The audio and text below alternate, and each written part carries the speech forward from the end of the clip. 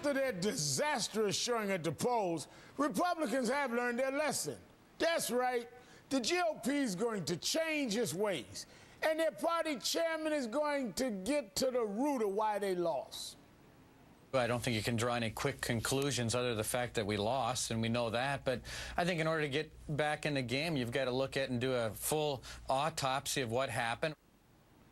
Now, I'm not a doctor, but I don't think you need an autopsy to figure out the problem. Republicans lost the African-American vote by 87 points, the Hispanic vote by 44 points, and single women by 36 points. So the first step is to do outreach to those groups, right? Put diverse people into positions of power. Really broaden their reach. Great ideas. So here's their first move. These are their 19 committee chairs the House GOP picked so far. Can anyone guess what they all have in common? If you guess they're all white men, you win. So let's take a look at these uniquely qualified candidates. There's Congressman Royce. They're picked to head Foreign Affairs. Let's just say he's not exactly welcoming different communities. Here he is at an anti-Muslim rally last year. A big part of the problem that we face today is that our children have been taught in schools that every idea is right, that no one should criticize others' positions. They call it multiculturalism, and it has paralyzed too many of our fellow citizens to make the critical judgment we need to make to prosper as a society. Multiculturalism paralyzes. Top-notch choice for Foreign Affairs. And here's their pick for the Financial Services Committee, Congressman Jeb Hensarling. His main campaign contributor, financial services industry. No conflict of interest there. And nothing says science, space, and technology like Representative Lamar Smith. He's a climate change skeptic. So what was that the GOP chairman said about this election? I don't think you can draw any quick conclusions other than the fact that we lost, and we know that. About that, I think I have a couple of quick conclusions. Joining me now is former Pennsylvania Governor Ed Rendell, now an NBC News political analyst, and Cynthia Tucker, Pulitzer Prize-winning columnist and visiting professor of journalism at the University of Georgia. Thank you both for being here this evening. Our pleasure. Cynthia, good to be here, Reverend. Cynthia, let me go to you first. Why didn't the GOP get the message? I mean, what are they thinking about with these committee chairs? Well, that's a great question, Rev. Why didn't they get the message? For one thing, if they wanted to present people of color as committee chairs, they have very few to call on. They have a very small handful of Latino men in the House, and now that Alan West is still there for the rest of this year, and that leaves Scott of South Carolina as the remaining black Republican in the House. So they don't have a whole lot of choices if they wanted to make people of color committee chairs.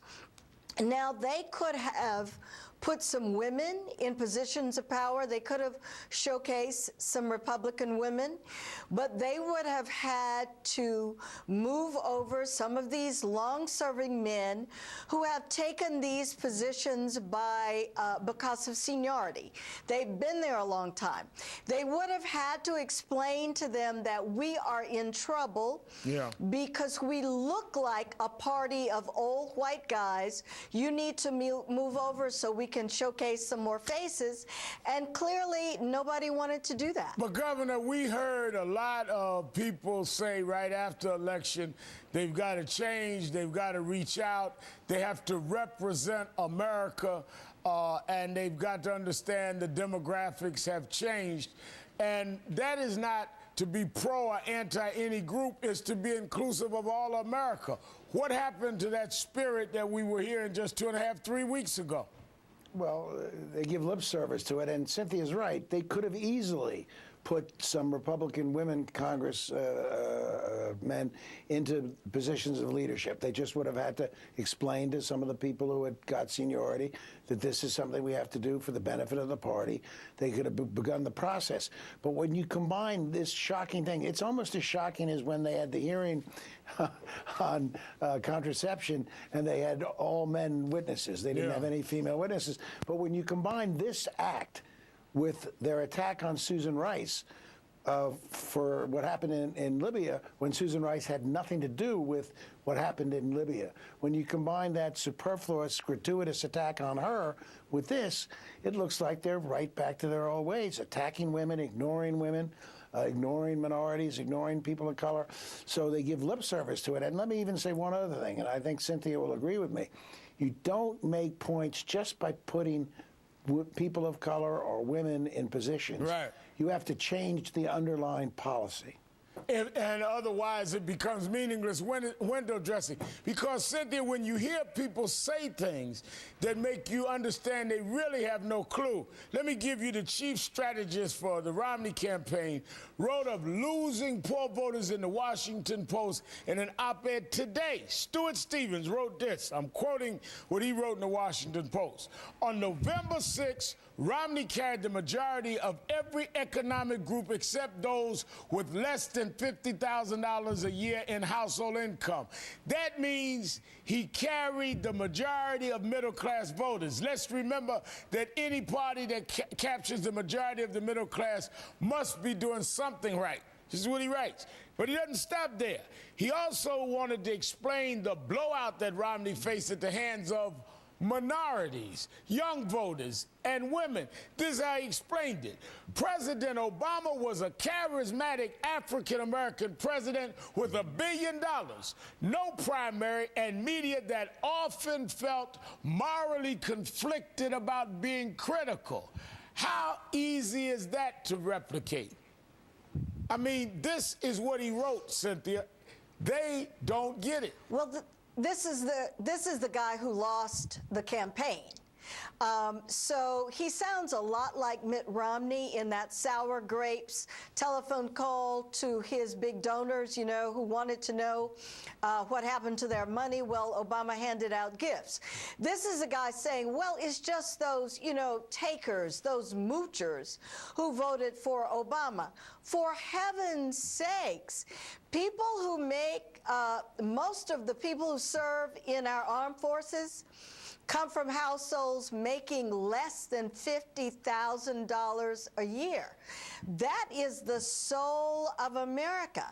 So he is being completely dismissive of those voters in the same way that Romney was when he spoke of the 47%. So no, this is a group of people that has learned absolutely nothing at all about how to appeal to a broader cross-section of Americans. Now, I think that's the problem.